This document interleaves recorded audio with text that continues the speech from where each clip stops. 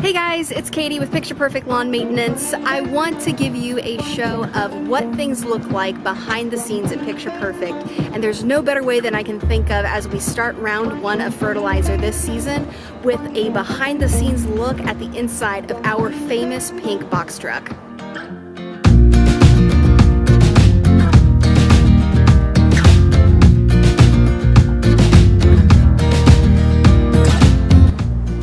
This is where all the magic happens with our fertilizer program. We do all of our fertilizer, weed control, and aeration seeding services out of this truck because it has everything that we need all rolled into one.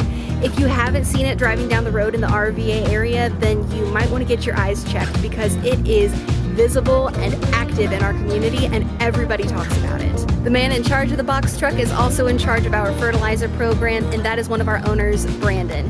He's going to show us not just the outside but the inside as well, so take a look at what we've got going on with our box truck.